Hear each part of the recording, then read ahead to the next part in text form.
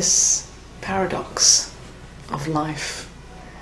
I mean, the word paradox is the best word I can find to describe how nothing really makes sense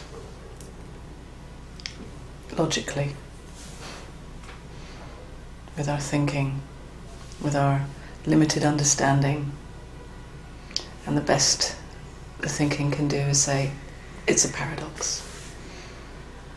At least it can put a label on it and say, okay, right, now I've understood it, it's a paradox. But of course a paradox really can't be understood because it's two opposites.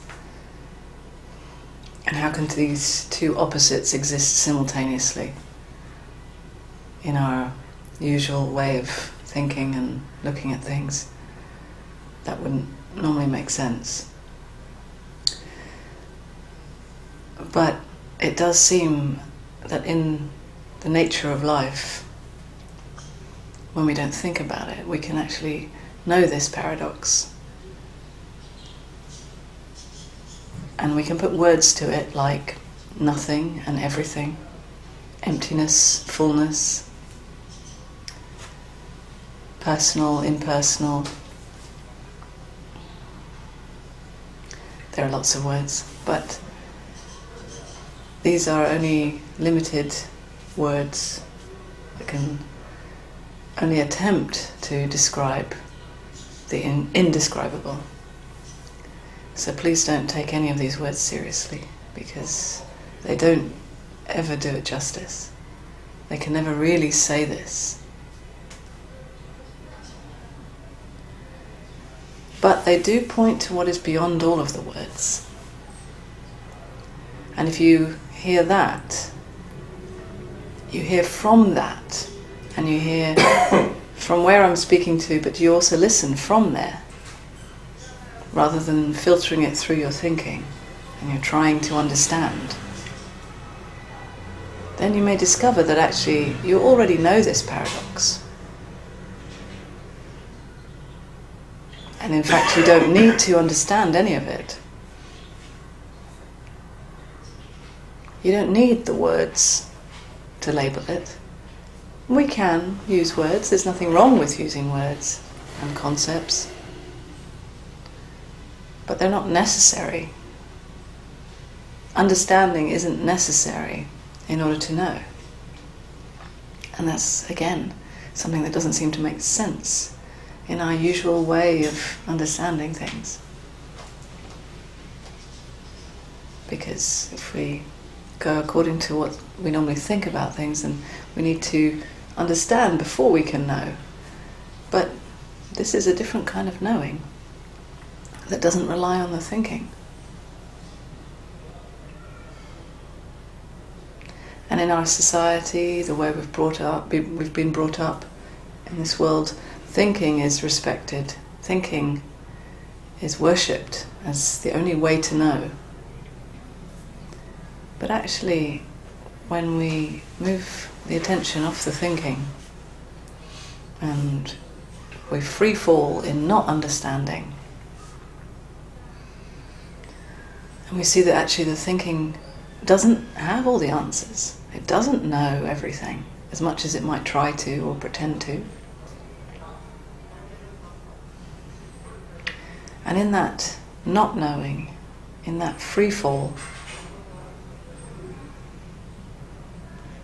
there is the space for some real knowing to be acknowledged. And that acknowledgement is simply acknowledging what has always been known. It's nothing new. It's as old as, or as ancient as, well, it's timeless, really.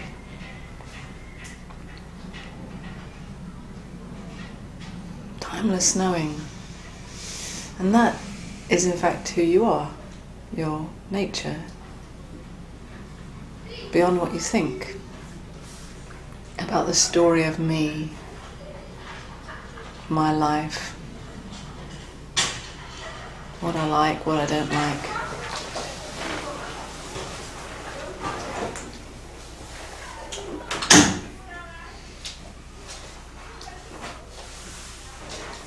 the real knowing of who you really are can't be understood mentally. It doesn't fit into a label, a concept, or even a belief system. But it can't not be known. Thought can doubt it, of course. Thought can say, I don't understand. I don't know what she's talking about. Or even thought can say, oh yes, I understand everything. And put it into a nice little box of understanding, of logic, even a spiritual concept. But this is still thought. But no matter what thought does with this, with these words now, it's totally irrelevant.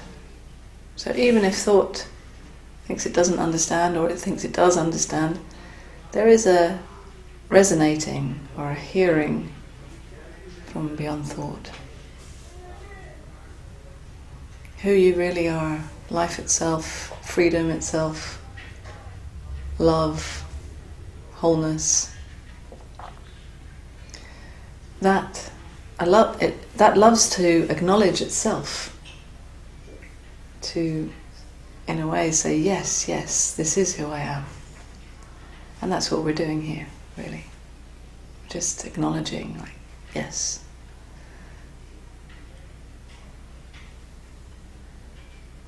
I am. And you don't need to do anything with this acknowledgement. It's not necessarily going to help you in your life, which is perhaps disappointing for the thinking. It's not going to save you from feeling uncomfortable.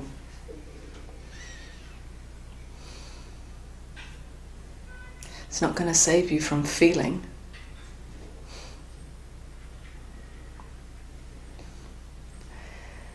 And yet, knowing this, that you are, this truth, is the answer to your deepest longing. To acknowledge yourself, your true self, beyond the story, beyond what you've been pretending and faking in this world in order to survive. And this acknowledgement actually is so nourishing. There's a deep rest that happens in acknowledging this. So although it's not going to save you from feeling uncomfortable or from any ups and downs in life, it is meeting that longs to be met. And I don't know about you, but this has always been my top priority. I've never been interested in passing happiness or passing pleasant experiences in life. For me, it's always been about this deepest longing to wake up to the truth.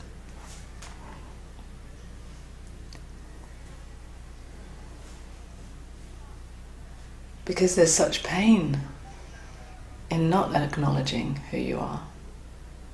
There's such heartbreak and a sense of something essentially so wrong and missing in not acknowledging this.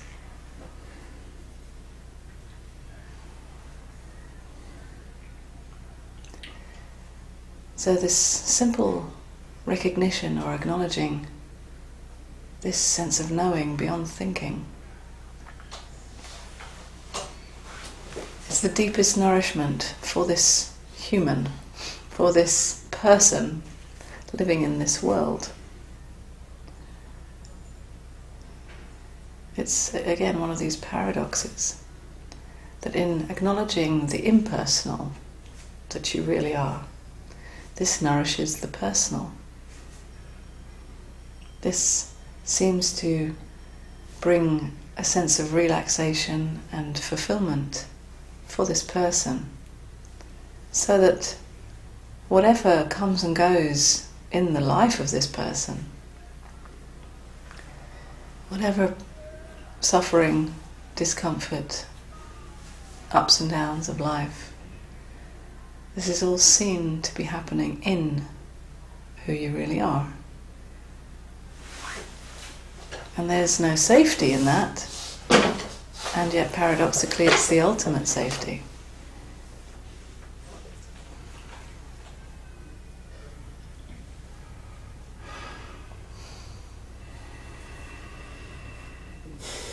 The ultimate rest.